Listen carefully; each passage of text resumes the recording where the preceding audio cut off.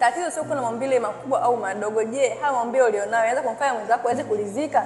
Lakini pia haya maumbile ulionayo sio katika hali ya uimara. Na je, haya maumbile ulionayo unaweza kusimamia kwa tendo la ndoa kwa muda mrefu bila kuchoka kwa uharaka? Lakini pia haya maumbile ulionayo yanasema katika hali ya uimara. Ikitokea kwamba una uume mkubwa lakini maumbile yako yanasema katika hali ya ulegevu, tambua kwamba wewe hauna nguvu za kiume. Lakini ikitokea una maumbile madogo lakini unafanya tendo la ndoa vizuri kwa muda mrefu na perform na mwenzako analizika na unaweza kurudishwa kwa wakati mwingine kwa kibabe sana, tambua kwamba kwa uume ulionao ndio mwanaume lijali.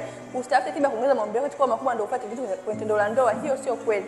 Ila kwa mwanaume ambaye ana changamoto ya uume mkubwa lakini maumbile yako yako katika hali ya ulegevu, yani nasema yakiwa amelegea sana, unafuata tendo na mwenza wako umeko dakika 2 tayari umeshatambua kwamba una changamoto ya nguvu za kiume. Na hivyo usione utafuta tiba kwa sababu eti mimi na maumbile makubwa hapa nikienda kwamba dawa kwa mtu huyu taona aibu, sio kweli. Tambua kwamba wanawake sasa hivi wamekuwa na uelewa sana. Hata kama mwenza wangu mimi na shida ya nguvu za kiume atakuelewa na hivyo atakushauri anza matibabu. Sasa kwa mwanaume ambaye ana changamoto ya uume kulegea au kama tendo ndoa inakuwa iko chini sana, chukua namba yangu bio nitafute, kwa sababu nimesema utibu wanaume wengi sana na sasa hivi wanafanya ndoa zao na wewe hautakuwa kwanza wala wa mwisho kufanya ndoa yako. Chukua namba yangu bio tuwasiliane sasa, kwa sababu afya yako jukumu lako mwenyewe.